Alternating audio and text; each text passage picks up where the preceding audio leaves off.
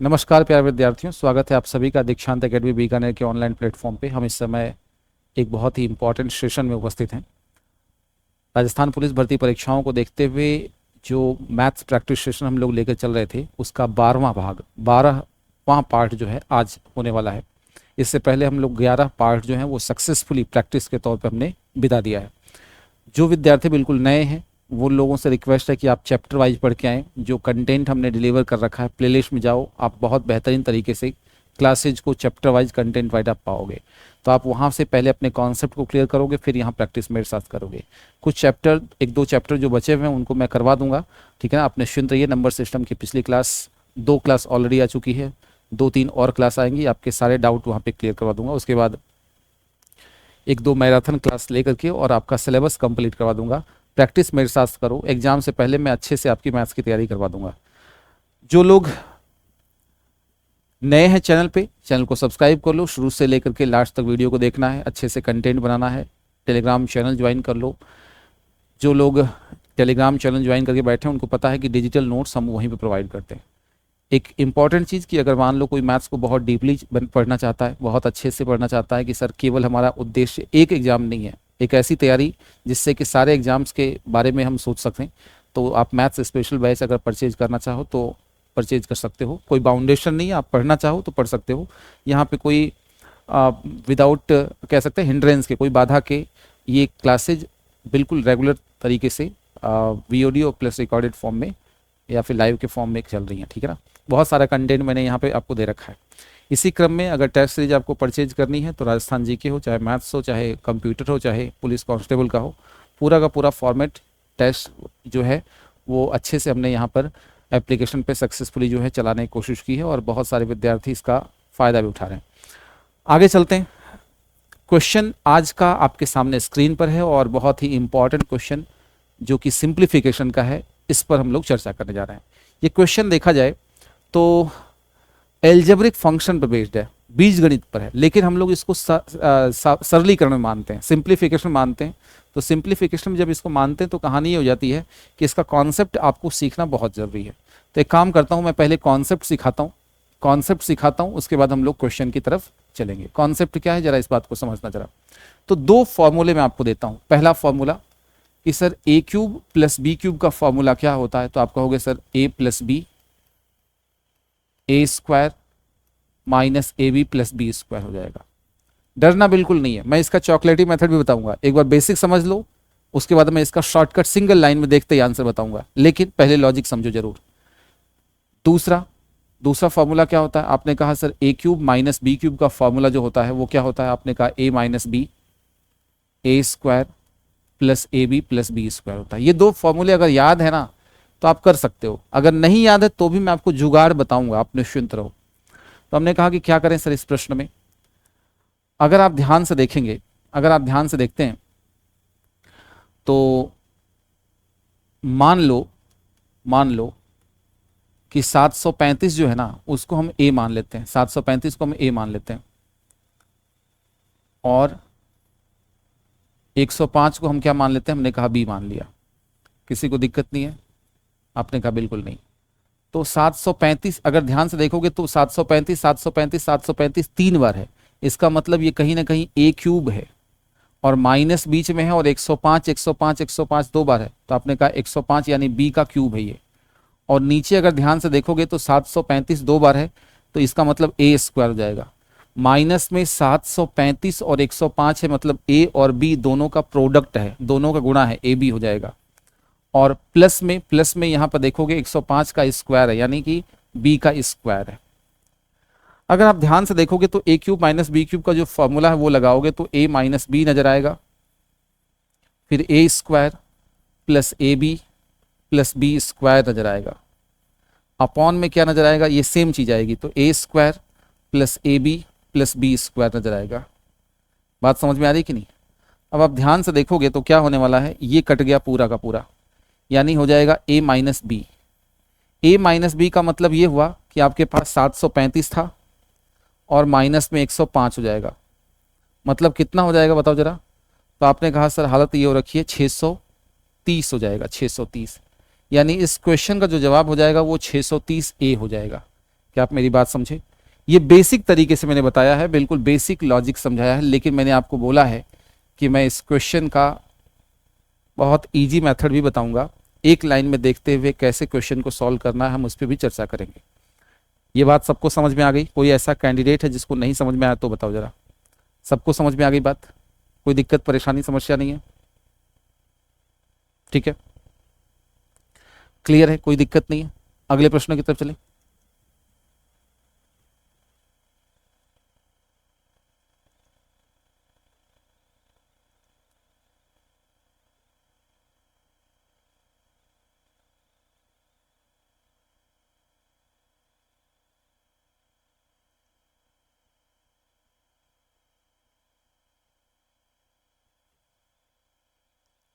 ठीक है ना, कोई दिक्कत परेशानी समस्या नहीं है, आगे चले। अगले प्रश्नों की तरफ चलते हैं। अगला क्वेश्चन या इसी के लॉजिक के बारे में चर्चा करें तो लॉजिक चॉकलेटी क्या हो सकता है, समझो जरा। इसका चॉकलेटी मेथड क्या है, इसका चॉकलेटी क्या है, इस बात को समझो जरा। चॉकलेटी मेथड इसका क्या हो सकता है, इसका चॉकलेटी मेथड क्या हो सकता है, इस पर थोड़ा सा हम लोग चर्चा कर लेते हैं।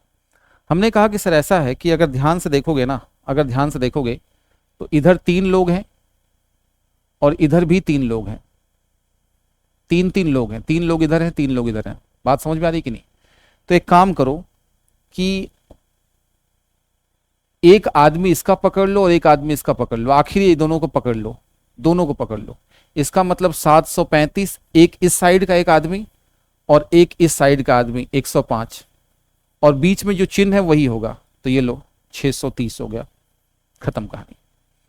3 लोग हों, जब दाएं 3 लोग बाएं 3 लोग हों, तो एक आदमी इधर का मतलब पास वाले 2 आदमियों को पकड़ लो, अगर बीच में प्लस है तो प्लस होगा, बीच में माइनस है तो माइनस होगा, सिंपल सी बात है। पास वाले दोनों को पकड़ लो, इन दोनों पास को पकड़ लिया, बीच में माइनस है ना तो माइनस लगा देंगे। ये अंश में होगा तो अंश की बात कर लेंगे और हर में होगा तो हर में आंसर आ जाएगा। सिंपल सा लॉजिक है, कोई बहुत बड़ा इश्यू नहीं है। इस बात को आप समझ पाए कि नहीं, एक बार हाँ ना में बोलना। दोनों क्लोज जो है ना, उन दोनों को हम लोग रख लेंगे और हम कहेंगे कि उनके बीच में जो वैल्यूज पड़ी हैं, प्लस है तो प्लस कर लेंगे, माइनस है तो माइनस कर लेंगे। ये बात समझ में आनी चाहिए आपको, क्लियर है? किसी को दिक्कत परेशानी समस्या नहीं होनी चाहिए। आगे चलते हैं, यहां पर देखेंगे क्वेश्चन को तो आपको समझ में आ जाएगा। अब मैं आपको सीधा सीधा शॉर्टकट बताऊंगा। मैंने कहा कि एक काम करो, 3 लोग कहाँ हैं सर? यहाँ 3 लोग हैं, देखो 3 लोग यहाँ हैं, 3 लोग यहाँ हैं।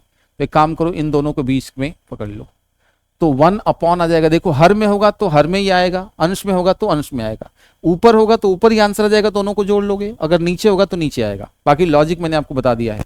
कोई ये नहीं कहेगा सर डायरेक्ट आप बता रहे हो आंसर, 320 हो गया तो कितना होगा? आप कहोगे सर 1/1000। एक बार लॉजिक आप लोग समझ लोगे ना तो कोई दिक्कत नहीं होगा, फॉर्मूला आपको पता है। ये रहा इसका आंसर। 3 आदमी जहां होंगे, ऊपर होंगे तो ऊपर वही पास वालों को जोड़ दोगे घटा दोगे, और नीचे होंगे तो नीचे आ जाएगा। ध्यान रखना कि अगर नीचे है तो ऊपर 1 होगा और ऊपर है तो नीचे 1 होगा, ध्यान रखना। जैसे पिछले क्वेश्चन में क्या था, पिछले क्वेश्चन में ऊपर थे तो नीचे हमने कुछ नहीं रखा है, 1 रखा है। और इस क्वेश्चन में क्या है, नीचे अगर बैठे हैं ये लोग तो ऊपर कुछ नहीं होगा। मतलब जो जहां है ना, 3 लोग कहां हैं वहां ध्यान रखना, उसके अलावा दाएं बाएं अंश हर की तरफ ध्यान नहीं देना है। जैसे इस क्वेश्चन को ध्यान से देखो, आपने कहा 3 लोग कहां हैं, देखो ये 3 लोग हैं, ये 3 लोग यहां हैं और 3 लोग यहां हैं। तो हम कहेंगे काम करते हैं, लास्ट 2 पास वाले लोगों को पकड़ते हैं। तो 963 और प्लस में 137, तो 7 3 10, 6 3 9 1 10, 9 1 10 11, 1100 इस क्वेश्चन का जवाब हो जाएगा। मैंने जानबूझ के ऐसे क्वेश्चन लिए हैं ताकि आप लोग ऐसे प्रश्नों से डरते हो कि सर अलजेब्रा का प्रश्न आ गया, लेकिन ऐसा कोई सिस्टम नहीं है। बेसिक कॉन्सेप्ट है, समझने और समझाने वाले लोगों की आवश्यकता है। आई बात समझ? आगे चलते हैं, अगले प्रश्न की तरफ चलते हैं। 3 क्वेश्चन हो चुके हैं, चौथा क्वेश्चन आपके सामने स्क्रीन पर है। क्वेश्चन में कह रहा है किसी संख्या को 136 से भाग देने पर शेषफल 36 प्राप्त होता है, उसी संख्या को अगर 17 से भाग दो तो शेषफल क्या होगा? इस क्वेश्चन को आप बेसिक से चाहो तो बेसिक से भी कर सकते हो, शॉर्टकट चाहो तो शॉर्टकट से भी कर सकते हो। एक लाइन में आंसर मैं अगर दूं तो दिखाई दे रहा है कि आंसर 2 होगा, ये आंसर डी है। अब सवाल उठता है सर क्यों, कैसे? तो मैं आपको बता देता हूं कि उसी संख्या का मतलब समझो जरा। आप बेसिक से करने जाओगे तो आपको थोड़ा सा ज्यादा पढ़ना पड़ेगा, तो मैं आपको सीधा सीधा बता देता हूँ। किसी संख्या को 136 से भाग देने पर, देखो एक बार बेसिक बता देता हूं आपको, बेसिक में बता देता हूं, उसके बाद शॉर्टकट बता दूंगा। बेसिक एक बार देखो जरा। किसी संख्या को, कोई संख्या है 136 से भाग देने पर शेषफल कितना प्राप्त होता है? 36 प्राप्त होता है। तो मैंने कह दिया कि भागफल k प्राप्त हो रहा है। तो आपको पता है ये संख्या जो होगी इन दोनों का गुणनफल होगा 136 के, याद करो इन दोनों का गुणा प्लस ये होता है शेषफल, 136 के प्लस 36 होता है। एक बार बेसिक बता रहा हूं मैं आपको, बेसिक बता रहा हूं, बेसिक बेसिक बेसिक, बिल्कुल बेसिक। तो ये संख्या ये है, आपको पता है ना कि जैसे हम लोग 7 में 2 का भाग देते हैं तो 3 बार जाता है, 6 आ जाता है 1, तो इनको आपस में गुणा करते हैं, 6 हो गया प्लस 1, इन दोनों गुणा करके इसको जोड़ा जाता है तो वैल्यू आती है। तो एग्जैक्टली मैंने यहाँ पे काम किया है कि इन दोनों गुणा करके 136 के प्लस 36 कह दिया। अब कह रहा है उसी संख्या को, यानी वो संख्या कौन सी? 136 के, 136 के प्लस 36 में हम किसका भाग देने जा रहे हैं बताओ जरा? 17 का भाग देने जा रहे हैं, 17 का भाग देने जा रहे हैं। तो बताओ शेषफल क्या होगा? तो देखिए आप ध्यान से देखिए, 136 में 17 का भाग जाता है तो इसका शेषफल 0 आ जाएगा। इसमें जब भाग देने जाओगे तो 36 में 17 का भाग दोगे तो शेषफल कितना बचेगा? आपने कहा 2 बचेगा, मतलब आंसर कितना हो जाएगा? 2 हो जाएगा। ये इसका फाइनल आंसर हो जाएगा 2। ये मैंने आपको क्या बताया? बेसिक बताया। अब चॉकलेटी देख लो जरा। मैं इसलिए चॉकलेटी बता रहा हूं आपको कि जिन विद्यार्थियों को सीधा आंसर से मतलब है वो लोग आंसर देख लें, जिनको बेसिक पढ़ना है कि नहीं सर मुझे तो बेसिक समझना कि ऐसा क्यों हो रहा है, तो वो बेसिक समझ सकते हैं इस तरीके से। मैं हमेशा कहता हूं कि उसी संख्या का मतलब क्या होता है? उसी संख्या का मतलब क्या होता है? उसी संख्या का मतलब जस्ट पहले जो संख्या प्राप्त हुआ है ना वो है। तो इसका मतलब ये है सीधा सीधा कि इससे जस्ट पहले संख्या क्या है? 36 है। 36 में मैं किसका भाग दे दूंगा? 17 का भाग दे दूंगा। उसी संख्या का मतलब जस्ट पहले वाला। यहाँ जस्ट जो भी होगा, कल को 34 होगा, 36 होता है, 37 होता है, कोई भी होता है, हमें कोई मतलब नहीं है। उसी को भाग देना 17 से, तो 17 दूना 34 हो गया। शेषफल कितना बचा? 2, और यही हमारा आंसर हो जाएगा। 2 शेषफल बचेगा। शेषफल क्या होगा? तो 2 हो गया।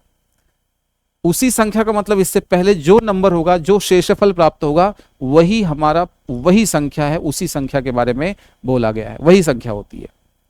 तो मैंने बेसिक बता दिया आपको, शॉर्टकट बता दिया, आप इस चीज को देख सकते हो, समझ सकते हो, कोई दिक्कत वाली बात नहीं है। अगले प्रश्न की तरफ चले। जैसे यहां पर देखिए, जानबूझ के मैंने क्वेश्चन ऐसे दिए हैं ताकि आप लोग समझदारी दिखाओ।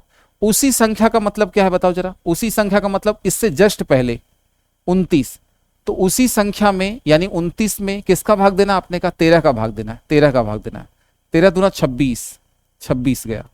शेषफल कितना बचेगा? आपने कहा 3 बचेगा। 3 हमारा रिमाइंडर होगा, शेषफल होगा, और आप यही कहोगे कि सर बिल्कुल आ चुका है हमारा आंसर 3। मैंने बेसिक बताया आपको, बेसिक बताया, ऐसी बात नहीं है कि मैं सीधा सीधा आंसर टिका रहा हूं। मैंने एक क्वेश्चन का लॉजिक सिखाया, जैसे कि ए क्यूब प्लस बी क्यूब वाले में मैंने आपको पूरा लॉजिक सिखाया था पहले, उसके बाद मैंने 2 क्वेश्चन फटाफट निपटा दिए। इसी तरीके से पिछले क्वेश्चन में इसका मैंने बेसिक बताया, चॉकलेटी बताया, और अब मैं हर क्वेश्चन को बेसिक से नहीं निपटाऊंगा, मैं सीधा सीधा शॉर्टकट अप्लाई कर दूंगा। क्या आप मेरी बात समझे? कोई दिक्कत वाली बात नहीं है। अगले प्रश्न की तरफ चलते हैं। देखिए, ये भी क्वेश्चन जानबूझ के क्वेश्चन ऐसे रखे गए हैं ताकि आप लोग कंफर्टेबल वे में समझ सको। उसी संख्या का मतलब क्या है? उसी संख्या का मतलब क्या है? उसी संख्या का मतलब क्या है? उसी का मतलब कितना है? शेषफल जो पहली कंडीशन बच रहा है 47 बच रहा है। 47 को किससे डिवाइड करना बताओ भाई सभी लोग? 47 को किससे डिवाइड करना है? 47 को 15 से डिवाइड करना है, तो 15 या 45, शेषफल 2 बचेगा, 2 शेष बचेगा, बस खत्म कहानी। कहां दिक्कत आ रही है? कहां दिक्कत आ रही है बताओ जरा? आसान सा लॉजिक है, आसान सा कॉन्सेप्ट है, इसको इसी तरीके से करना है। ठीक है कि नहीं? चलूं आगे, कोई समस्या नहीं। अगले प्रश्न की तरफ चलते हैं। मैं आपको 30 सेकंड का वक्त देता हूं, आप क्वेश्चन को सॉल्व कीजिए जरा। 30 सेकंड का वक्त मैं दे रहा हूं आपको क्वेश्चन सॉल्व करने के लिए।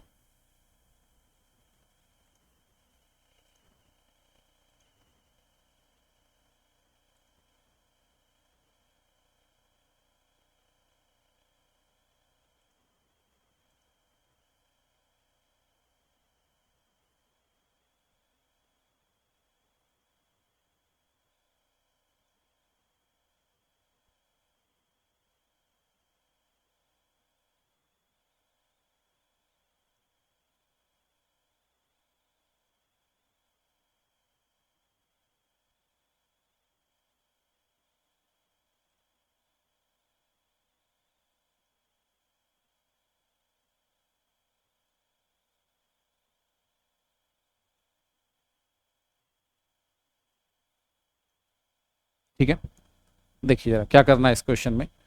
हमेशा मैंने कहा है कि अगर किसी संख्या का, जैसे मान लो एलसीएम निकालना ना, अंश और हर लिखा हुआ है, तो आप क्या करोगे, जैसे एलसीएम निकालना होता है तो आप कहते हो कि अंश का है तो एलसीएम ले लूंगा, अंश का क्या ले लूंगा, एलसीएम, अंश का एलसीएम अपॉन में हर का क्या करूंगा, हर का एचसीएफ ले लूंगा, हर का एचसीएफ ले लूंगा।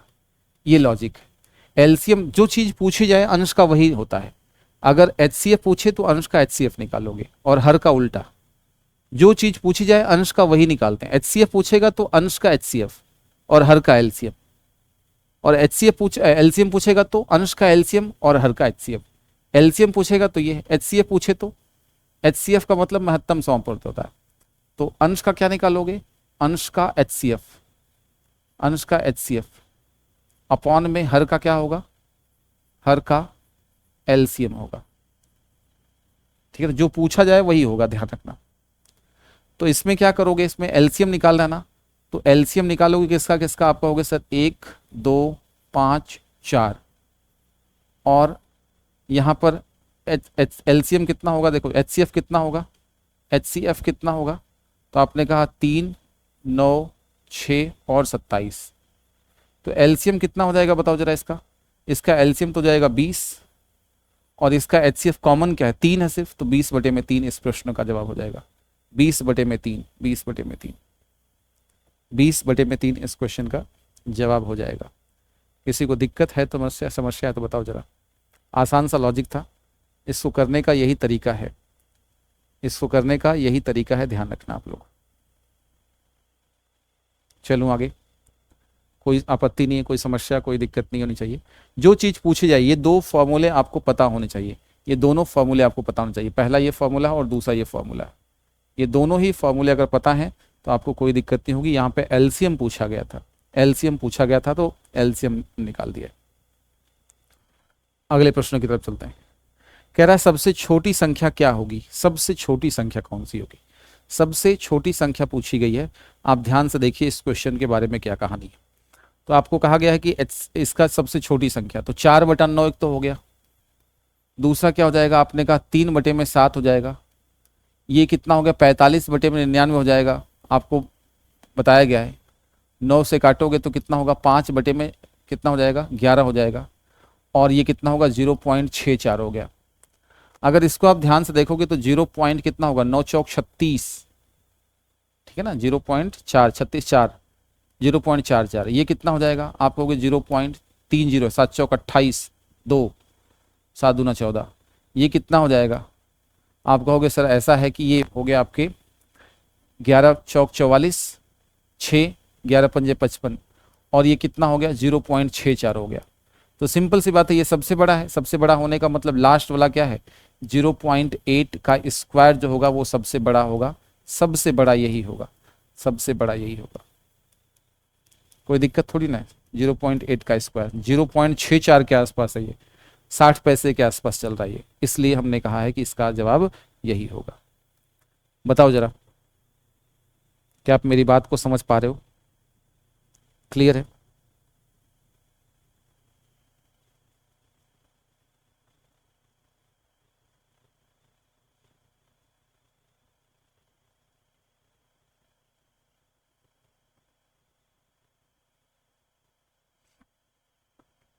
ठीक है, सिंपल सा लॉजिक है, हमने डिवाइड कर लिया। जैसे 4 में भाग दोगे ना, इसे देखो 9 का, 4 में 9 का भाग दोगे तो कितना होगा, पॉइंट जाएगा, 0 आ जाएगा, 9 चौक 36, फिर 4 आएगा, 0 आएगा, 9 चौक 36, तो 0.44, इसी तरीके से किया। तो 44 पैसा, 42 पैसा, 45 पैसा और 64 पैसा है। देखिए कह रहा है एक्स का मान क्या होगा, एक्स का मान पूछ लिया इस क्वेश्चन में, 2 बराबर दे रखा है, तो कोई डरने की जरूरत नहीं है। आप अगर बेसिक से करना चाहे तो बेसिक से आप कर सकते हो यहाँ पे, ठीक है ना। देखो मैंने आपको नंबर सिस्टम की जो दूसरी वीडियो आई थी अभी, उसमें मैंने इसका लैडर फ्रैक्शन बताया था, लैडर फ्रैक्शन जाके चेक कर लेना, ठीक है ना। नंबर सिस्टम पार्ट 2 है ना, नंबर सिस्टम पार्ट 2 में इसको मैंने समझाया है, 02 में लैडर फ्रैक्शन के नाम से मैंने बताया आपको, लैडर फ्रैक्शन के नाम से, लैडर फ्रैक्शन के नाम से मैंने इसका लॉजिक सिखाया है, आप जाके चेक करोगे तो मिल जाएगा। तो मैं पहले इसको सॉल्व कर लेता हूँ, इसको सॉल्व कर लेता हूँ। तो यहाँ लिखूंगा 1 और 4 है ना, 1 और 4 लिख दूंगा। फिर मैं यहाँ पे क्या करने वाला हूँ समझो, 1 2, ठीक है ना, तो प्लस का 3 और प्लस का 1 लिखूंगा। तो 4 तिया 12, 1 13, 13 कम 13 और 4 17। इसका मतलब 1 अपॉन में है तो क्या होगा, 13 बटे में 17 हो गया। यानी कि 2 बराबर में क्या होगा, x प्लस 13 बटे में कितना हो गया, 17 हो गया। ठीक है ना। अब जो लोग नहीं जानते इस चीज़ को, जाके नंबर सिस्टम पार्ट 2, ठीक है ना, वीडियो वाले सेक्शन में है, आप जाके चेक करोगे तो वहाँ पे आपको मिल जाएगा इसका लॉजिक। तो x की वैल्यू क्या हो जाएगी, आपका होगा सर 2 माइनस कितना होगा, 13 बटे में कितना होगा, 17 दूना 34, 34 में से 13 गया तो कितना हो जाएगा, 23, सॉरी 34 में से 13 गया ना, तो आपके हो जाएगा कितना, 34, 34, 34, 34, 34 में से 13 गया तो हो जाएगा आपके कितना, 21, 21 बटे में 17। ठीक है, 21 बटे में 17, 21 बटे में 17 अपना x हो जाएगा, x की वैल्यू 21 बटे में 17 हो जाएगी। यानी आंसर जो जाएगा वो क्या होगा, डी हो जाएगा। क्या आप मेरी बात को समझे कि नहीं, हाँ या ना में रिप्लाई करो जरा, हाँ या ना में रिप्लाई करो। 21 बटे में 17 इस क्वेश्चन का जवाब होगा।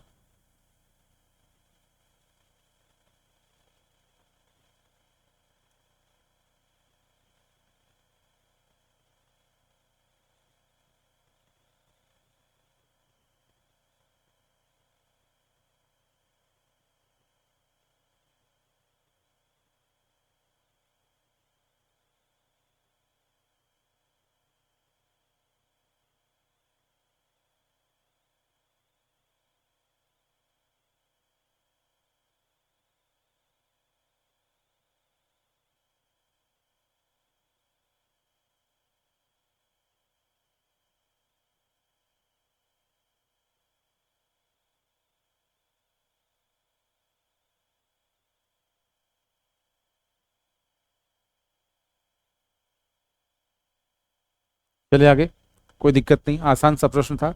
ये लॉजिक जिन विद्यार्थियों को नहीं पता है उन लोगों को बता दूं कि जाके चेक करना, नंबर सिस्टम पार्ट 2 में लैडर फ्रैक्शन के नाम से मैंने पढ़ा रखा है।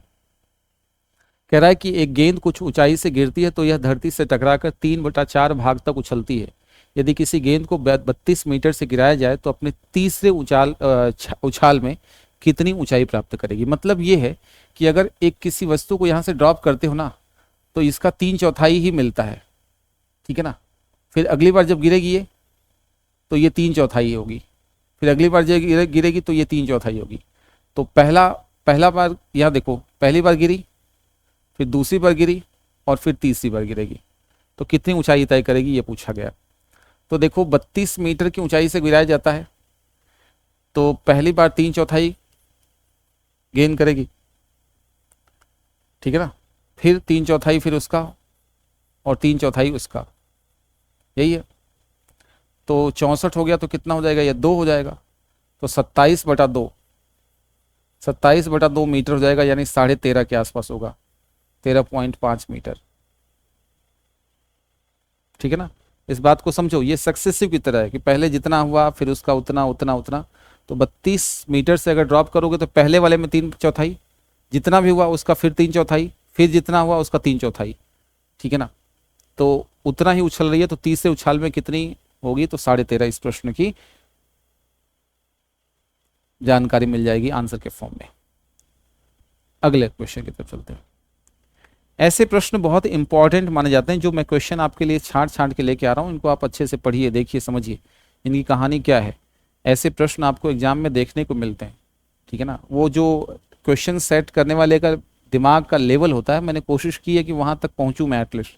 अब मैं भगवान तो नहीं हूँ लेकिन मैंने कोशिश की है कि क्या सोच सकता है वो लगभग, ठीक है ना। और ऐसा नहीं है कि मैंने पहली दफ़ा मैं आप लोगों को के सामने इस तरीके से पढ़ा रहा हूँ, मैंने तमाम क्वेश्चन पेपर में क्वेश्चन सीधे सीधे मैंने टिकाए हैं, ठीक है ना, विदाउट ऑप्शन चेंजिंग, ठीक है ना। ये ऐसा रहा है रिकॉर्ड, और ऐसा नहीं है कि कोई मैं भगवान हूँ, बस ये है कि ठीक है, कई बार क्या होता है कि आप अच्छा कर रहे होते हैं तो चीज़ें आपके साथ चल रही होती हैं, ठीक है ना। आप ऑनेस्टली अगर काम करते हैं तो पूरी, वो कहा जाता है ना, किसी चीज़ को शिद्दत से चाहो तो सारी कायनात उसे मिलाने में लग जाती है। वो सेम वही कहानी है, अगर दिल से पढ़ाओगे, दिल से आप लोग मेहनत करोगे तो चीज़ें ऐसा नहीं है, ऊपर वाला देख रहा है सारी चीज़ों को, मेहनत कर रहे हो आप लोग ना, तो कुछ ना कुछ आपको उसका फल मिलेगा।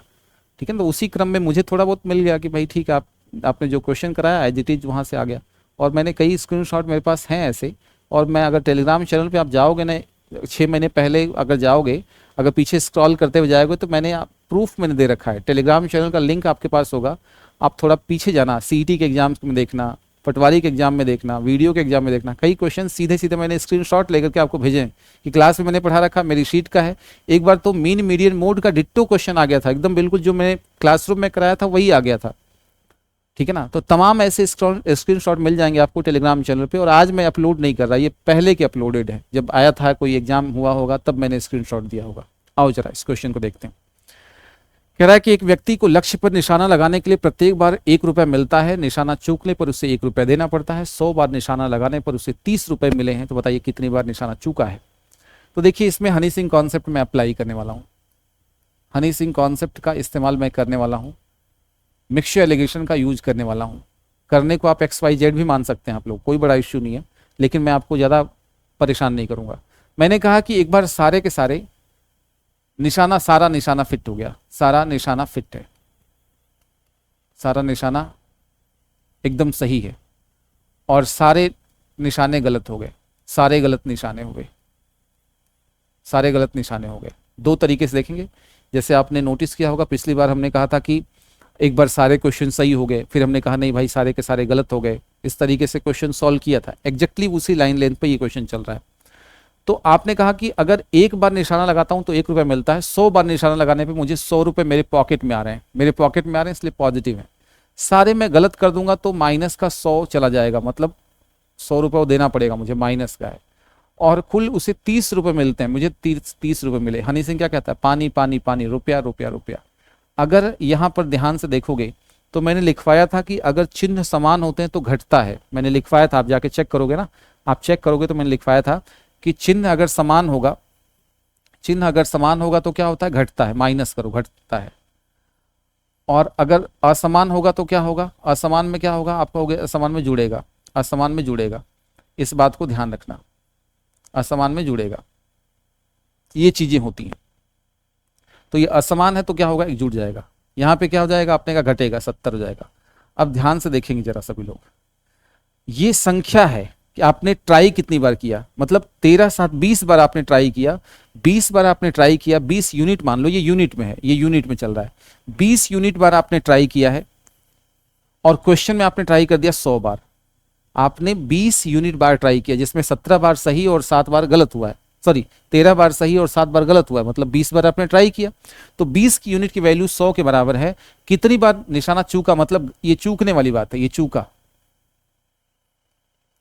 तो कितना हो जाएगा, 7 यूनिट की वैल्यू हो जाएगी। 20 पंजे 100, 35 बार इसका निशाना जो है वो चूका है, 35 बार निशाना इसका चूका है, 35 बार इसका निशाना क्या हो गया, चूक गया है। क्या आप मेरी बात को समझे, 35 बार इसका निशाना जो है वो चूक गया है।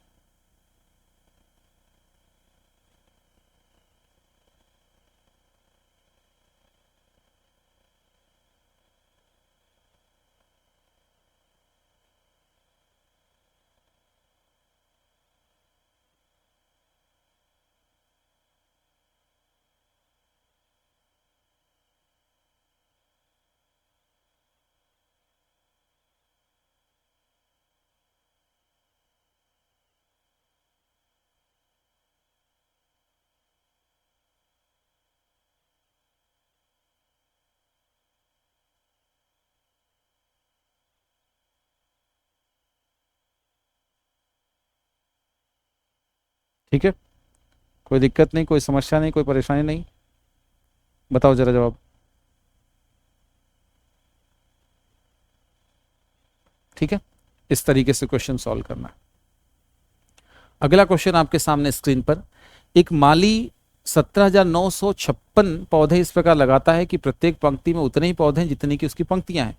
देखो जितने उतने जब भी आए ना, आप समझ लेना, जितने उतने जब भी आए, जितने उतने, उतने ही पौधे हैं जितनी की पंक्तियां, जितने उतने, ये बहुत काम की चीज है, ठीक है ना। मैं आपको हिंट बताता हूं कि क्वेश्चन को देख के करना क्या है। जितने उतने आए ना जब भी, तो आप समझ लेना कि भैया ऐसा है कि वर्गमूल निकालना है, स्क्वायर रूट निकालना है, ठीक है ना। जितनी पंक्तियां हैं उतनी कतार है, ऐसा कुछ हो तो आप समझ जाना स्क्वायर रूट निकालना है।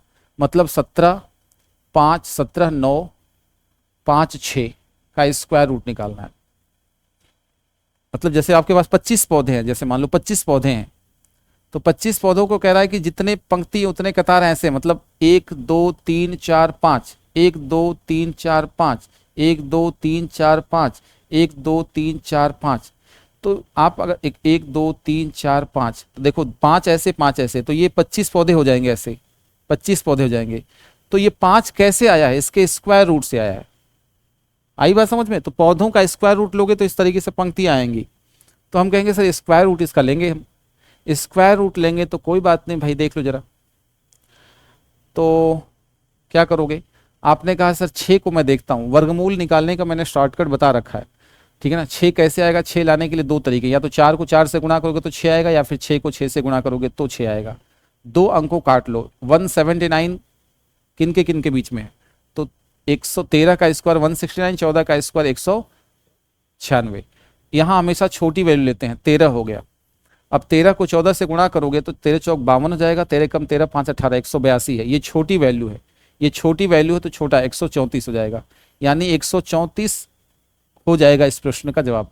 अगर आपको नहीं समझ में आए तो एक काम करना है, 134 इंटू 134 कर लेना, ठीक है ना। ऑप्शन का अगर नहीं समझ में आए, कुछ भी नहीं समझ में आए, कुछ भी समझ में ना आए, तो एक काम कर लेना कि ऑप्शन का स्क्वायर कर लेना, ऑप्शन का स्क्वायर कर लेना, क्वेश्चन मिलना चाहिए। अब ये भी नहीं समझ सकते तो फिर क्या ही करोगे बताओ। वर्गमूल निकालना आपको आता नहीं, स्क्वायर आप करना नहीं चाहते, तो फिर तो दिक्कत है ना भाई। या तो वर्गमूल निकालना आना चाहिए। ये शॉर्टकट मैंने कैलकुलेशन की वीडियो मैंने दे रखी है, आप जाके चेक करोगे। वर्गमूल घनमूल के नाम से है, प्लेलिस्ट में जाके चेक करना। मैथ्स की तमाम क्लासेज मैंने दे रखी हैं, प्लेलिस्ट जाके एक बार देखा करो कि क्या क्या टीचर ने पढ़ा रखा है, ठीक है ना। ऐसा नहीं है कि परसेंटेज टाइम के साथ चेंज हो जाएगा। किसी भी बैच में अगर मैंने परसेंटेज पढ़ाया है, क्यूब रूट पढ़ाया है, घन पढ़ाया है, घनमूल पढ़ाया है, अगर मुझसे कनेक्टेड आप लोग हो तो कहीं पर मैंने पढ़ाया है, अगर 6 महीने पहले भी जाके पढ़ाया तो आप उस कंटेंट को पढ़ सकते हो, आपके पास ये है। ऐसा नहीं है कि बहुत कुछ अचानक चेंज हो गया। मैं आपको 6 महीने पहले भी बहुत अच्छा कंटेंट देता था, आज भी दे रहा हूँ और 6 साल बाद भी दूंगा, ठीक है ना। तो ऐसा नहीं है कि चीज़ें बहुत ज़्यादा बदल जाएंगी। हाँ कुछ अपडेशन आता है, लेकिन जो तरीके हैं वो उसी तरीके से रखे जाएंगे, और बेस्ट जो कंटेंट है वो ही मैं आपको प्रोवाइड करता हूँ। आज से पास्ट की बात करो, चाहे प्रेजेंट या फ्यूचर की बात करो, तो आप जाके चेक करोगे, प्लेलिस्ट में जाना और देखना क्या क्या टीचर ने पढ़ा रखा है। तो मैंने आपको वर्गमूल घनमूल बहुत सारे वीडियो मैंने दे रखे हैं, उसी क्रम में मैंने इसका शॉर्टकट बता रखा है, ठीक है ना। मैं कहीं तो रेफर करूंगा ना आपको कि भाई मैंने कहाँ अच्छा कंटेंट दे रखा है, कहाँ मैंने ये चीज़ पढ़ा रखी है। तो मैं आपको बता रहा हूँ कि वर्गमूल घनमूल है, उसमें इसका शॉर्टकट मैंने आपको बताया है कि वर्गमूल कैसे निकाला जाता है। आगे देखो जरा, कह रहा है क्रिकेट का एक खिलाड़ी का 10 पारियों का कुछ औसत था। उसने 11वीं पारी में 108 रन बनाए तथा इससे उसकी औसत रन में 6 की वृद्धि हो गई। अब बताओ उसकी औसत रन संख्या कितनी है। ठीक है, क्वेश्चन को पढ़िए, आराम से सॉल्व करने की कोशिश कीजिए, फिर चलते हैं आगे।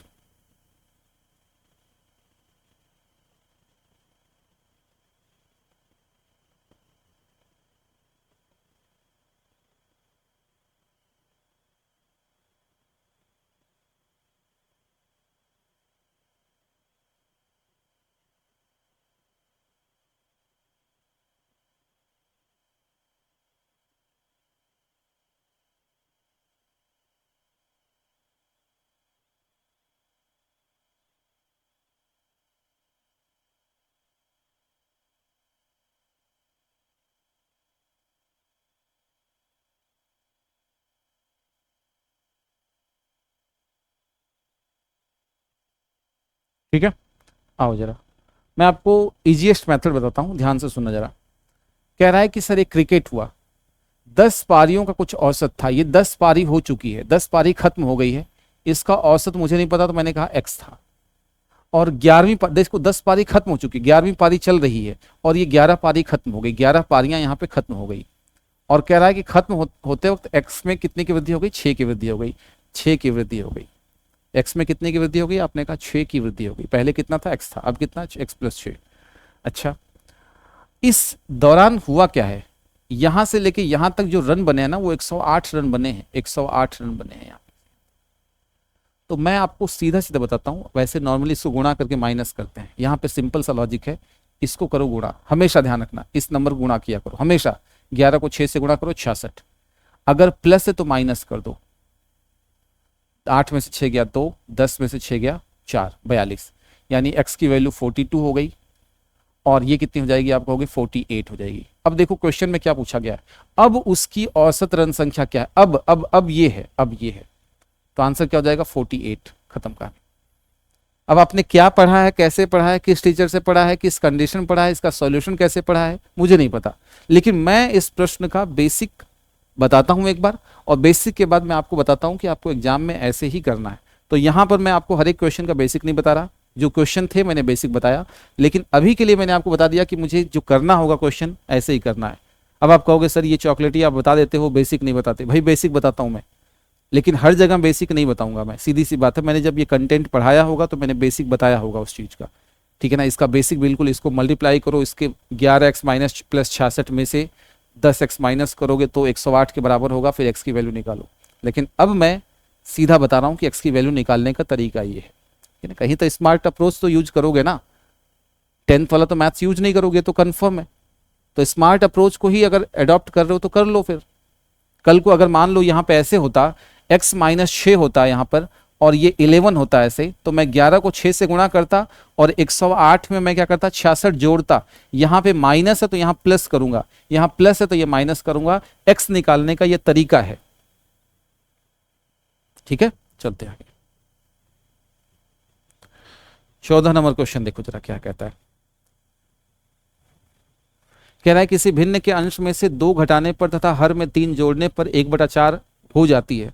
ऑप्शन से करो, ऑप्शन से करो, ज्यादा सोचो मत, ऑप्शन का सहारा लो।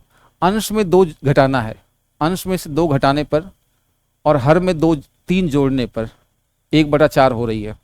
अंश में से 2 घटाओ, ये तो है ही नहीं, ये भी हट जाएगा। अंश में से 2 घटाओ तो 2 घटेगा और यहाँ पे 3 जुड़ेगा तो क्या होगा 5, 3 जोड़ोगे ना तो 1/8 यानी 1/4 हो गया, ये हो रहा है। और यहाँ 1 में क्या हो जाएगा, ये भी नहीं होगा, तो आंसर यही हो जाएगा। ऑप्शन से ट्राई करो, ऑप्शन से।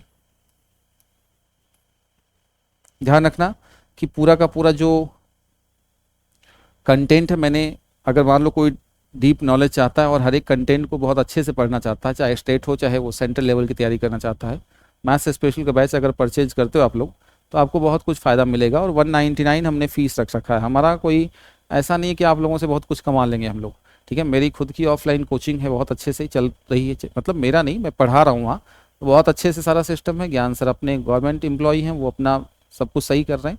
हमारा टारगेट ये है कि हम आपको ईजिली हर चीज़ को प्रोवाइड कर दें, ठीक है ना। मार्केट में जो चीज़ें चल रही हैं, उठापटक जो चल रहा है उसको छोड़ो, आप तो कंटेंट टू द पॉइंट पढ़ो। हम लोग कोई ऐसा नहीं है कि कोरोना काल में अचानक टीचर बन गए बंद कमरे में, ठीक है ना, बाकायदा भरी क्लास होती है। और मुझे लगता है कि आइडियल टीचर वही है जो ऑफलाइन में भी उतर के देख रहा है, ठीक है। बंद कमरे में कोरोना काल में कितने लोग आए कितने लोग चले गए, मैं ये नहीं कह रहा सारे लोग अच्छे हैं, ऐसी बात नहीं है, मैं किसी टीचर की बुराई नहीं कर रहा, लेकिन असलियत जो है वो यही है कि भाई जो ऑफलाइन में जाता है ना उसको अच्छे से पता है कि कहाँ कहाँ समस्या आ सकती है विद्यार्थियों को। आपको मैंने फील किया है, जो कुछ तो ऐसे विद्यार्थी जो मेरे साथ यहाँ पे ऑनलाइन में पढ़ रहे होंगे और वही कल मिलेंगे मुझे ऑफलाइन में, ठीक है। तो ऐसी कंडीशन है, उनको उनके सामने भी कोई डाउट हो तो मैं वहां भी सॉल्व करता हूँ उन लोगों के, समझ पा रहे हो कि नहीं। तो ये है कि आप लोग तो जम के पढ़ो, ज़्यादा परेशान होने की ज़रूरत नहीं है। ज़्यादा कंटेंट अगर पढ़ना है तो आप लोग उस बैच को परचेज कर सकते हो, हर कदम पे मैं आपको मिलूंगा, ऐसी बात नहीं है। जिस लेवल पे तुम लोग जाओगे, डीप पे जाओगे, डीप पे मिलूंगा। टॉप सोचोगे कि सर मैं तो ज़्यादा डीप नहीं जाना, मुझे टॉप पे ही रहना, ऊपर ही रहना है थोड़ा सा, वहाँ भी मैं मिलूंगा। मैं अपने कंटेंट के लेवल को बहुत डाउन करके पढ़ा रहा हूँ यहाँ पे, ठीक है ना, वरना एडवांस मैथ्स ही पढ़ाता हूँ। केवल 5-6 टॉपिक हैं, 6 महीने लग जाते हैं मुझे आराम से, एक महीना तक एक टॉपिक चलता है। आओ जरा इधर। कह रहा है कि 1 वर्ष पूर्व सानिका और गौरी की आयु का अनुपात 3:4 है, 1 वर्ष बाद इनकी आयु का अनुपात 10:13 हो जाता है। सानिका की वर्तमान आयु क्या है ये पूछा गया है। कैसे सॉल्व करोगे देखते हैं अब इस क्वेश्चन को। हमने कहा कि सर 1 वर्ष पूर्व सानिका और गौरी, दो कैंडिडेट हैं, सानिका और गौरी दो कैंडिडेट हैं, और ये वर्तमान की गली है, ये वर्तमान गली है। वर्तमान से पहले 1 वर्ष पूर्व, 1 वर्ष पूर्व की कहानी है ये। क्या है? 3:4 है। और 1 वर्ष बाद की हालत क्या है? 1 वर्ष बाद की हालत क्या है? तो आपने कहा 10 अनुपात कितना है? 13 है। 10 अनुपात कितना है? 13 है। आप क्या करोगे? क्रॉस मल्टीप्लाई कर लो। करने के तमाम तरीके हैं, लेकिन मैं आपको इस तरीके से करा देता हूँ। 13 40 हो गया, और ये कितना हो गया? 39 हो गया। यहाँ का अंतर कितने का हो गया? 1 का। देखो यहाँ से 1 साल पहले 1 साल बाद अंतर कितने का हो गया? आपने कहा 2 का हो गया। 1 की वैल्यू अगर 2 की हो गई तो बाद वाले अनुपात का अंतर क्या है? 3 का है। 3 की वैल्यू कितनी हो जाएगी? 3 × 2 6 हो जाएगा। यानी 6 जो है मेरा MF है, मल्टीप्लाइंग फैक्टर है। MF मतलब मल्टीप्लाइंग फैक्टर है। इधर से इसको 6 से गुणा कर दो, कितना हो जाएगा? 24 वर्ष। 24 वर्ष। इसको भी 6 से गुणा कर दो, कितना हो जाएगा? 18 वर्ष। जो लोग थोड़े बहुत पढ़े हुए हैं ना, उनको अच्छे से पता है ये पैटर्न कोई नई चीज नहीं है, बहुत पुराना पैटर्न है। एग्जाम देने जा रहे हो, इस पैटर्न को ही नहीं सुना आपने, देखा, तब तो गड़बड़ है ना भाई। ठीक है, अब कितना हो जाएगा? 18 और 24 हो गया। वर्तमान आयु क्या होगी सानिका की? तो 18, आज से 1 साल पहले 18 साल की थी, तो अब कितनी हो जाएगी? आपने कहा 19 वर्ष की। 19 हो जाएगा ना? एक बार चेक करना जरा। 6 चौक 24, 6 तिया 18, 18 और 1 19, ठीक है ना? 19 वर्ष हो जाना चाहिए। एक बार मैं क्रॉस चेक कर लेता हूँ। 19 और 1 20 हो जाएगा, और 25 और 1 26, ठीक है, कोई दिक्कत नहीं है। तो इसमें से नन ऑफ दीज हो जाएगा, यहाँ पे नन ऑफ दीज हो जाएगा इस क्वेश्चन का जवाब। क्या आप मेरी बात को समझ पाए कि नहीं? हाँ ना में रिप्लाई करो।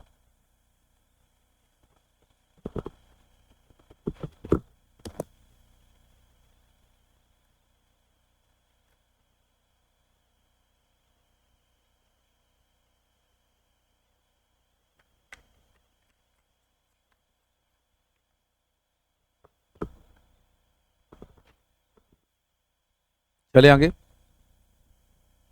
अगले प्रश्न की तरफ। ये पैटर्न सब कुछ एज वाले में पढ़ाया है, आप जाके चेक करोगे तो एज वाला सब कुछ, रेशियो तो नहीं बताऊंगा, लेकिन एज वाला टॉपिक मैंने करा रखा है, आप जाके चेक करोगे तो। बाद वाले अनुपात का अंतर है, मैंने 2 टाइप में बताया है कि बाद वाले अनुपात का अंतर क्या होता है, और बाद वाले अनुपात का अंतर 1 से ज्यादा हो तो क्या होगा। सब कुछ क्लियर किया है। अब वहां पे आप लोग पढ़ते नहीं हो तो समस्या कई बार आ जाती है। आओ जरा। यदि मिटाने वाले रबरों के भाव में 25% कमी हो जाए तो कोई व्यक्ति 1 रुपए में 2 रबर खरीद सकता है। 1 रुपए में प्राप्त रबरों की संख्या कितनी है? ठीक है, मतलब अभी वर्तमान पूछा गया ना। ओके, तो देखिए जरा क्या कहानी है। मैंने हमेशा बोला है कि प्रारंभिक भाव जो होता है, प्रारंभिक भाव का क्या होता है फॉर्मूला? आपने कहा सर क्या है? कमी है, कमी लिखोगे, कमी परसेंट, 100 माइनस कमी परसेंट, इंटू रुपए बटे में क्या हो गया? मात्रा, रुपए बटे में मात्रा। ये प्रारंभिक भाव है, प्रारंभिक भाव है। यानी 25 बटे में कितना होगा? 100 में से 25 घटा दो, कमी है तो माइनस करोगे, प्लस वृद्धि होगा तो प्लस करोगे, 75 इंटू रुपया कितना ले गया? 1 रुपए में 2 रबड़, 25 या 75 हो गया। आपने कहा 1/6, यानी कि आप कह सकते हो कि प्रारंभिक भाव का मतलब 1 रुपए में 6 रबड़ मिल रहा है, रबड़ मिल रहा है। ये प्रारंभिक भाव है, ये प्रारंभिक भाव है। लेकिन 1/6 है और कह रहा है कि 25% कमी हो गई, मतलब 75% अगर हम बात करें तो 25 या 75, 25 चौक 100, 3 दूना 6, 1/8 हो जाएगा। यानी 1 रुपए में अब रबड़ कितना मिलेगा? 8 रबड़ मिलेगा। आप मेरी बात नहीं समझे। 1 रुपए में 6 रबड़ तो पहले मिल रहा था ना भाई, पहले, लेकिन कितनी है का मतलब प्रेजेंट पूछा गया है कि अब हालत क्या है। तो आप कह रहे हो कि 1 रुपए में 6 मिलता था, लेकिन 25% डाउन हो गया, तो 75%, तो 1/6 का 75% कितना होगा? 1/8 हो जाएगा। रुपया ऊंचा रहे हमारा, रुपया हमेशा ऊंचा रहेगा, रुपया ऊंचा रहे हमारा, हमेशा रुपया ऊपर रहेगा, नीचे क्या रहेगी? मात्रा रहेगी, हमेशा रुपया ऊपर नीचे मात्रा। तो 1/8 का मतलब 1 रुपए में 8 रबड़, 1/6 का मतलब 1 रुपए में 6 रबड़। वस्तुओं की संख्या हमेशा नीचे रहेगी। क्या आप मेरी बात को समझ पाए? यस नो में रिप्लाई करो जरा।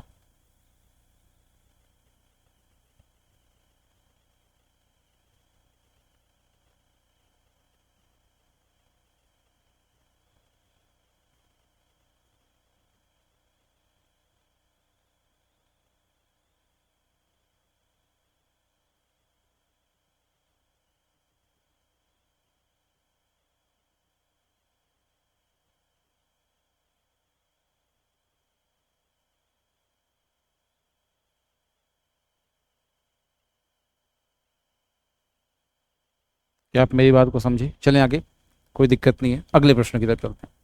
क्या कह रहा है इस बात को समझो। कह रहा है कि 300 ग्राम चीनी के घोल में 40% चीनी, इसमें कितने ग्राम चीनी और मिलाई जाए ताकि नए घोल में 50% चीनी हो। करने के तमाम तरीके हैं, इसको कई तरीके से हम लोग सॉल्व कर सकते हैं, लेकिन सॉल्व कैसे हो सकता है इस बात को समझो जरा, ठीक है ना। इसको कई तरीके से सॉल्व हम लोग कर सकते हैं। देखो, चीनी मिलाई जाए, चीनी मिलाए जा रहे हैं, तो मैं कह रहा हूं कि सर ऐसा है कि प्रारंभिक अपने पास घोल रहा होगा, देखो जरा, इसमें 40% चीनी है, 40% क्या है, चीनी है, इसमें 40% चीनी थी, चीनी, और आपने क्या कर दिया, इसमें चीनी और मिला रहे हो, चीनी और मिला रहे हो, तो चीनी जो मिलाओगे वो कितना परसेंट होगा, आपने कहा चीनी में चीनी मिला रहे हो तो 100% होगा, और फिर फाइनल कितना बन रहा है, आपने कहा 50% बन रहा है। इसका मतलब मैं हनी सिंह अप्लाई करूंगा, मूल मिश्रण, यहां पे क्या होगा, मूल मिश्रण, मूल मिश्रण में चीनी की परसेंटेज मात्रा, यहां मिलावट में चीनी की परसेंटेज मात्रा, परसेंटेज परसेंटेज परसेंटेज चीनी, परसेंटेज चीनी, परसेंटेज चीनी, चीनी चीनी चीनी। प्रारंभिक में कितना है, आपने कहा 40% चीनी है। जो मिलावट कर रहे हो तो मिलावट में चीनी जो होगी वो 100% की होगी, और फाइनल कितनी बन गई, आपने कहा 50% बन गई। देखो फाइनल में घटा दो तो कितना हो गया, 50, और ये कितना हो गया, 10 हो गया। यानी ये मात्रा का रेशियो है।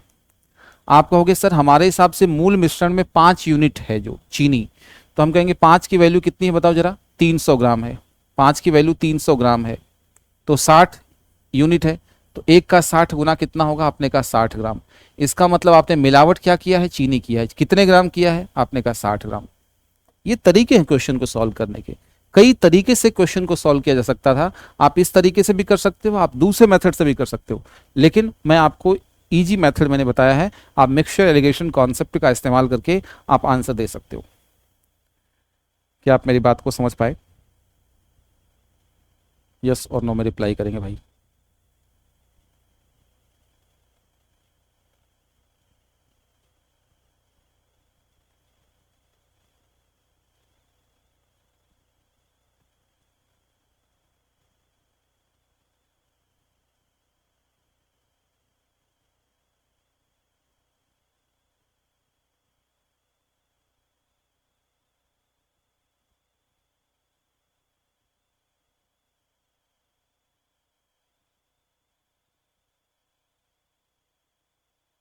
आगे चलो, 19 नंबर क्वेश्चन देखो। एक व्यापारी ने अपने 3/4 माल को 20% लाभ पर तथा शेष को क्रय मूल्य पर ही बेच दिया। इस संपूर्ण माल की बिक्री पर उसे कितने % लाभ मिला, ठीक है ना। अब मैं देखो हमेशा कहता हूं, मैं स्मार्ट अप्रोच यूज करता हूं। आप लोग हमेशा उस चीज को क्या करते हो, सर स्मार्ट अप्रोच ऐसे कैसे यूज कर दोगे, सर हमें तो समझ ही नहीं आया। भाई समझना तो पड़ेगा ना।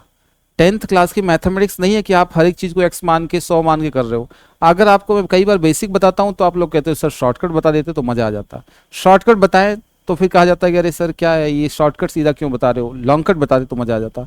भाई कहीं कोई जीने मरने नहीं देता, ठीक है। तो देखिए जरा, इस क्वेश्चन को जो स्मार्ट अप्रोच हो सकता है उसी तरीके से मैं सॉल्व करूंगा, ठीक है ना।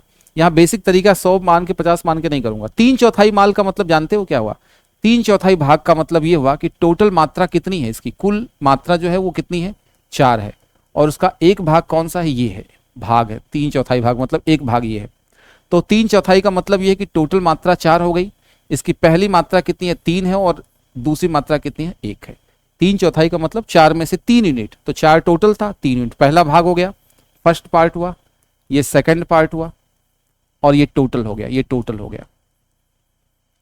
अब उसने कहा है कि पहले वाले भाग को 20% लाभ, तो मैंने 20% लाभ से गुणा कर दिया। 20% लाभ है, लाभ है, तो लाभ से मैंने 20% से गुणा कर दिया क्योंकि लाभ है। शेष को क्रय मूल्य मतलब कोई प्रॉफिट लॉस नहीं लिया है। लाभ अगर लेता तो मैं गुणा करता, हानि होता तो -20 से गुणा करता, लेकिन कोई लाभ कोई हानि नहीं है तो 0 है, कोई प्रॉफिट लॉस नहीं है। ताकि पूरे पर उसे कितने का चाहिए, पूरे पर मैंने x कह दिया, पूरे पर टोटल पर उसका x% का लाभ चाहिए। ये कितना होगा, 60% बराबर कितना हो गया, 4x, यानी x की वैल्यू कितनी हो जाएगी, आपने कहा 15%। ये लीजिए, पूरे सौदे पर x से हमने गुणा किया था, इसका मतलब 15% का उसको लाभ मिलेगा। स्मार्ट अप्रोच है कि नहीं है? कहां भटक रहे हो इधर उधर, करना तो ऐसे ही था, करना तो ऐसे ही था। अब क्या अप्रोच अप्लाई कर रहे हो आप लोग अपने हिसाब से देख लो, करना तो यही है मेथड, सबसे इजीएस्ट मेथड यही है। कोई दिक्कत है तो बताओ जरा।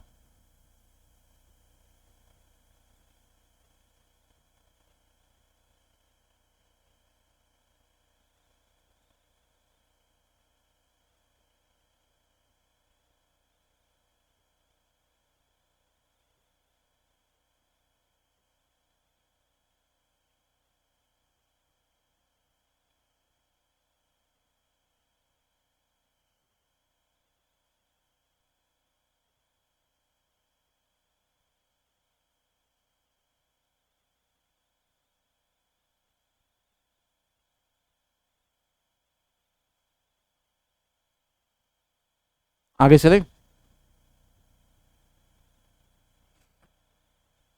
आगे देखो जरा, 19 नंबर क्वेश्चन क्या कहता है। इस क्वेश्चन को बहुत ध्यान से देखना, क्या है कहानी। इस क्वेश्चन को आप ध्यान से देखना जरा, क्या कहानी है। एक रेडियो का अंकित मूल्य 4800 रुपए है, 10% का बट्टा देता है, 8% का लाभ कमाता है। देखो मैं आपको सीधा सीधा बता रहा हूं कि बट्टा देने के बाद लाभ कमाने का मतलब क्या है, इस बात को समझना जरा। मैं यहां पर कई डाटा को यूज ही नहीं करूंगा, आप समझना इस बात को। मैं कह रहा हूं कि सर ऐसा है कि 10% का बट्टा देता है और 8% का लाभ कमाता है। मतलब अंकित मूल्य अगर मैं कह दूं, देखना जरा क्या होगा। ये मेरा क्रय मूल्य है, ये मेरा अंकित मूल्य है, और ये मेरा विक्रय मूल्य है। ये अंकित मूल्य हुआ, सॉरी ये क्रय मूल्य हुआ, ये क्रय मूल्य, ये अंकित मूल्य, और ये क्या हो गया, विक्रय मूल्य हो गया। समझना जरा। तो क्रय मूल्य 100 रहा और 8% का लाभ कमाता है, 108 हो गया। और उसने कहा है 10% का बट्टा दिया, अंकित मूल्य पर 10% का बट्टा दिया है। 10% बट्टा देने का मतलब ये हुआ है कि 10 यूनिट की वैल्यू को, अंकित मूल्य 10 है ना, तो 9 यूनिट में इसको सेल किया गया है। 10% डिस्काउंट का मतलब यही, अंकित मूल्य पर डिस्काउंट होता है। तो इसका मतलब 9 की वैल्यू 108 है, 12 गुना है, तो ये कितना होगा, 120 हो जाएगा। सिंपल सी बात है, ठीक है कि नहीं, क्लियर है। अब कह रहा है कि अगर कोई बट्टा नहीं देता, तो अगर बट्टा नहीं देगा ना, इस बात को बट्टा या छूट नहीं देगा, छूट नहीं देगा, तो अंकित मूल्य ही क्या बनेगा, अंकित मूल्य ही क्या बन जाएगा, विक्रय मूल्य बन जाएगा। समझ पा रहे हो कि नहीं। आप दुकानदार के पास गए, उसने बोला कोई डिस्काउंट नहीं है, मतलब एमआरपी जो टैग लगा हुआ है उसी पे बेच देगा वो। 2000 रुपए की शर्ट है, कोई छूट नहीं है, तो शर्ट का टैग जो है ना 2000 रुपए, उसी में बेच देगा। अंकित मूल्य ही विक्रय मूल्य हो जाएगा। तो 100 की चीज को आपने बेच कितने में दिया, क्रय मूल्य 100 था, और विक्रय मूल्य कितना हो गया, आपने कहा विक्रय मूल्य तो सर मेरा हो गया कितना, 120। तो कितने का लाभ हो गया, आपने कहा 20% का। अब मुझे बताओ कि क्या यहां पर कोई जरूरत पड़ी क्या 4800 रुपए की, नहीं है। अब कई विद्यार्थी ये सोचते हैं कि सर ऐसा है कि 4800 का यूज, भाई कुछ नहीं है, कोई आंकड़ा नहीं है। परसेंटेज वैल्यू निकालने के लिए आपको कभी रियल वैल्यू की आवश्यकता नहीं थी। अगर इस तरीके से करना तो कर लो, नहीं तो दूसरा तरीका भी है। अंकित मूल्य और क्रय मूल्य मैंने हमेशा संबंध बताया है, और मैंने बहुत इंपॉर्टेंट ये रिलेशन एस्टेब्लिश करवाया था आपको, जाके लाभ हानि को पढ़ लेना बट्टा का। 100 प्लस लाभ परसेंट बटे में 100 माइनस छूट परसेंट, याद होगा आपको। तो ये कितना हो जाएगा बताओ, लाभ कितना हो गया, आपने कहा 108 हो गया, और छूट कितने का हो गया, 90 यहाँ पे हो जाएगा। 10% डिस्काउंट दूंगा तो काटो जरा, 12 9 108, 9 से काटूंगा 12, और 9 से काटूंगा कितना होगा, 10, यानी 6/5 हो जाएगा। ये अंकित मूल्य है, और ये क्या हो जाएगा, आपने कहा क्रय मूल्य। मतलब 5 रुपए की चीज पर स्टिकर कितने का लगा दिया उसने, 6 रुपए का। अब वो कह रहा है कि स्टिकर पे कोई छूट नहीं दूंगा, मतलब ये जो है ना अंकित मूल्य अब क्या बन जाएगा, अब विक्रय मूल्य बन जाएगा, क्योंकि आपने डिस्काउंट नहीं दिया। तो 5 की चीज को 6 में बेचूंगा तो लाभ कितने का हो गया, 1 का, कितने पर, 5 पर, 1/5 कितना हो गया, 20%। तो ये सेकंड मेथड है, ये सेकंड मेथड है।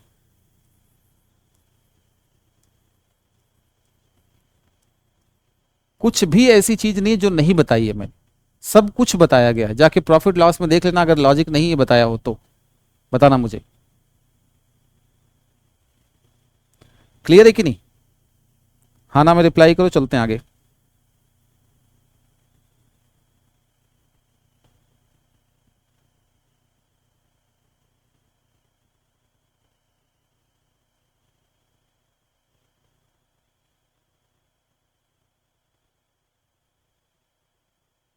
चलूँ आगे। देखिए 20 number question one of the best question, बहुत अच्छा क्वेश्चन है, परेशान कर देगा आपको। बहुत अच्छा क्वेश्चन है, बहुत अच्छा क्वेश्चन है ये, one of the best question है ये। ठीक है, एग्जाम में आ गया ना, दिमाग खराब कर देगा कईयों का। कह रहा है कि संपूर्ण पृथ्वी पर थल और पानी का अनुपात 1:2 है। उत्तरी गोलार्ध अर्ध गोलार्ध पे ये 2:3 है, तो दक्षिणी पर कितना होगा, ये पूछा गया है। देखो मैं आपको सिंपल सा तरीका देके बताता हूं। मैंने ये क्वेश्चन है ना पेड बैच में कराया है, और ऐसे 4-5 क्वेश्चन में कराए हैं, लेकिन मैं आपको यहाँ पे समझा रहा हूँ, उसको देखो जरा। जैसे मान लो ये पृथ्वी है, हमारी पृथ्वी है ये, तो आपने कहा कि एक तो नॉर्थ पोल हो जाएगा, दूसरा कितना हो जाएगा, साउथ पोल हो जाएगा। नॉर्थ पोल हो जाएगा और दूसरा साउथ पोल हो जाएगा। यहां पर पृथ्वी पर थल और पानी का अनुपात कितना होगा, थल और पानी का अनुपात कितना हो जाएगा उत्तरी वाले पे। ये उत्तरी है, ध्यान रखना, ये उत्तरी है, उत्तरी है, और ये दक्षिणी है, ये दक्षिणी है। ये थल और पानी का अनुपात, तो ये कितना है, उत्तरी पे कितना है, 2:3 है। उत्तरी पे कितना हो गया, आपने कहा 2:3 है। दक्षिणी पे कितना है पता ही नहीं है, लेकिन पूरी पृथ्वी पर थल और पानी का अनुपात कितना है, इस बात को समझना जरा। थल और पानी का अनुपात कितना है, तो संपूर्ण पृथ्वी पर 1:2 है, 1:2 है। तो मैंने कहा कि सर ऐसा करते हैं कि टोटल है ना 30 यूनिट मान लेते हैं, 30 यूनिट टोटल है, टोटल 30 यूनिट है, थल और जल दोनों मिला के। तो इसका मतलब ये हुआ कि सब पूरी पृथ्वी पर, ये पूरी पृथ्वी पर 30 यूनिट जल थल दोनों है। तो इसका मतलब थल जो होगा वो 10 यूनिट होगा, 10 यूनिट होगा, और ये कितना होगा, आपने कहा 20 यूनिट होगा। मानते हो कि नहीं, मैंने टोटल मान लिया है। अब ये मत करना सर 30 ही क्यों, आप 300 800 1000 कुछ भी मानो, लेकिन कोशिश करना कि 2 और 1 3 का मल्टीपल होना चाहिए। तो 30 मान लिया, 300 मान लो, 600 मान लो, इजी रहेगा। तो आपने कह दिया कि अगर 30 है ना, तो उत्तरी और गोलार्ध के पास कितना होगा, आपने कहा 15 यूनिट यहां होगा, आधा आधा होगा, और 15 यूनिट ही यहां होगा, क्योंकि 30 2 इक्वल पार्ट में। अर्ध गोलार्ध का मतलब आधा होता है, अर्ध गोलार्ध का मतलब आधा, आधा ऊपर आधा नीचे। 30 आपने टोटल माना है, तो 15 ऊपर 15 नीचे। अब आपने कहा 15 को 3:2 में बांटूंगा, तो 5 की वैल्यू 15 हो गई, तो 3 गुना, तो ये कितना हो जाएगा, आपने कहा 6 यूनिट हो जाएगा, और ये कितना यूनिट हो जाएगा, आपने कहा 9 यूनिट हो जाएगा। ये 6 यूनिट और ये कितना यूनिट, 9 यूनिट। अरे 5 की वैल्यू 15 हो गई, तो 1 की वैल्यू 3, 1 की वैल्यू 3, तो 2 की वैल्यू 6 और 3 की वैल्यू 9। अब मुझे एक बात बताओ कि टोटल पूरी पृथ्वी पर थल कितना है, आपने कहा 10 है, और उत्तरी में थल कितना चला गया, आपने कहा 6 चला गया, तो इसमें कितना बचेगा, 10 टोटल है पृथ्वी पर, और 10 में से 6 चला गया। और पानी के बारे में चर्चा करें तो पूरी पृथ्वी पर पानी 20 यूनिट है, और उत्तरी के पास कितना है, 9 यूनिट है। तो इसका मतलब 4 अनुपात कितना होगा, 11 होगा। यही हमारे प्रश्न का जवाब होगा। बहुत अच्छा क्वेश्चन है। अगर कोई विद्यार्थी एक बार में नहीं समझ पाता है तो कोई बड़ा इश्यू नहीं है, वापस रिवाइंड करके इस वीडियो को देखना, इस क्वेश्चन को देखना, आपको बहुत अच्छे समझ में आएगा। यहां पर चाहो तो 30 की बजाय 60 भी मान सकते हो, लेकिन ध्यान रखना कि आपको यह भी मानना है कि 30 को मैं जब 2 पार्ट में डिवाइड करूं ना, तो 15 जैसे 3 और 2 5 का योगफल 15 है। कल को आप लोग कह दोगे कि सर ऐसा है कि मैं 15 मान लूं, तो 15 मानूंगा तो 15 ये तो डिवाइड कर देगा, लेकिन 15 को 2 पार्ट में बांटोगे तो 7.5 हो जाएगा। इसलिए ध्यान रखना कि कम से कम 30, आगे चल के 60 90, 30 60 90 ऐसे मानोगे तो थोड़ा आसान रहेगा कैलकुलेशन करने में भी। मैं फिर से बताता हूं, टोटल पृथ्वी पर हमने 30 यूनिट माना है, मान लिया हमने, और उसको 1:2 में बांटा तो 10 और 20 हो गया। उत्तरी के पास गए तो 2:3 हो गया, तो पूरी पृथ्वी के पास 30 है, तो ऊपरी में 15 और नीचे भी 15। 15 को मैंने 2:3 बांटा तो 6 और 9 हो गया। पूरी पृथ्वी पर कितना है पानी, जल थल कितना है, आपने कहा 10 है। 10 में से 6 निकल गया तो कितना बचेगा, 4। 20 में से 9 निकल गया तो कितना बचेगा, 11 बचेगा। ये बात आपको ध्यान रखनी है। क्या ये बात समझ में आ गई है? यस नो में रिप्लाई करना।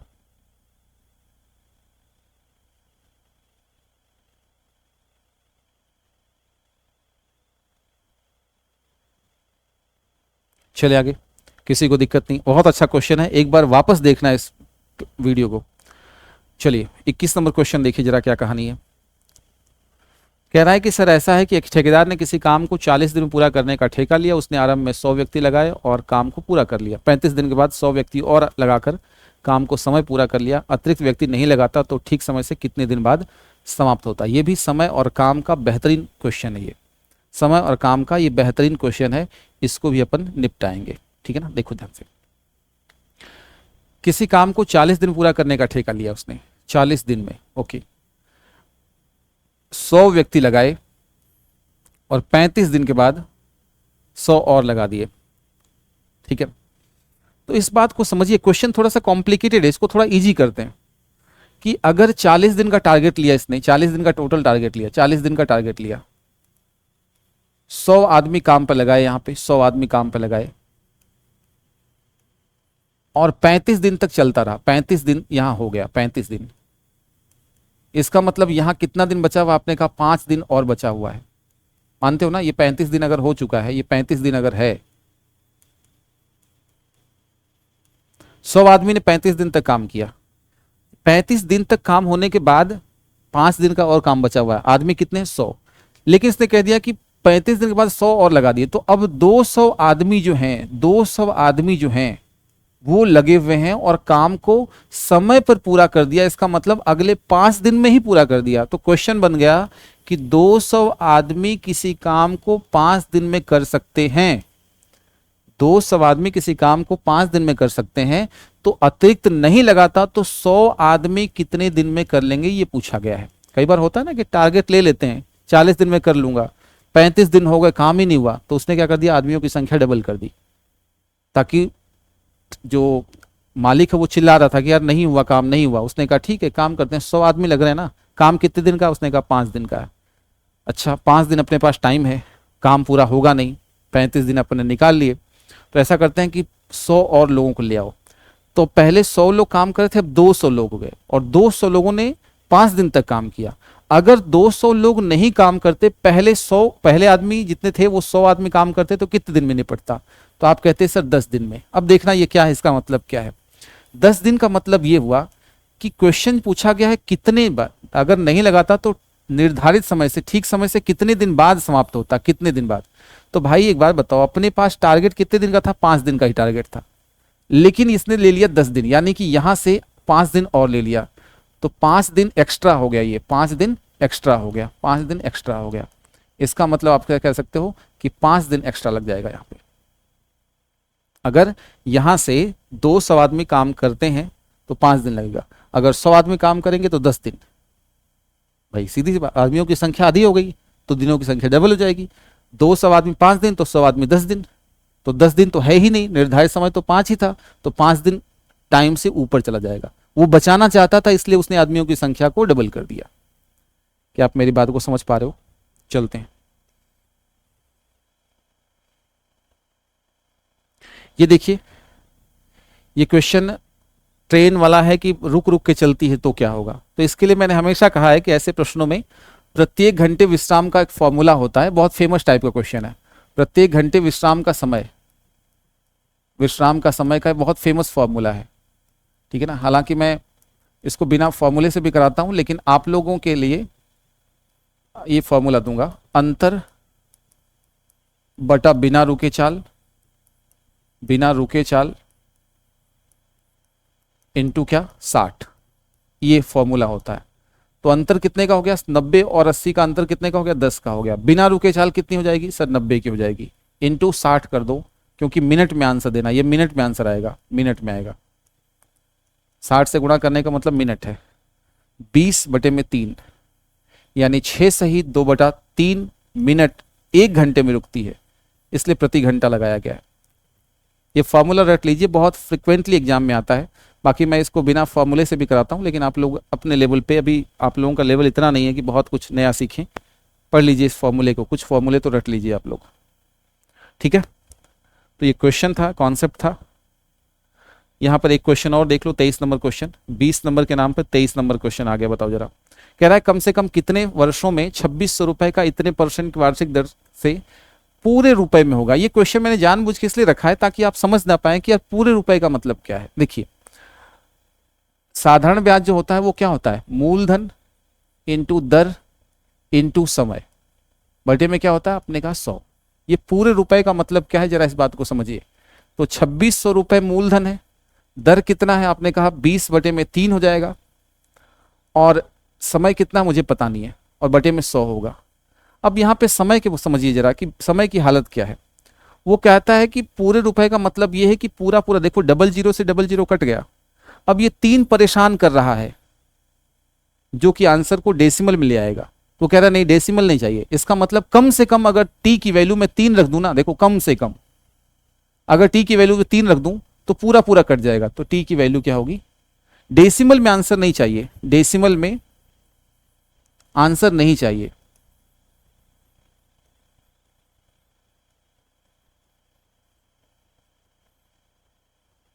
तो कम से कम 3 रखोगे, 6, 9, 18, 12 कुछ भी लिख सकते हो, लेकिन कम से कम 3, ताकि वो कट जाए।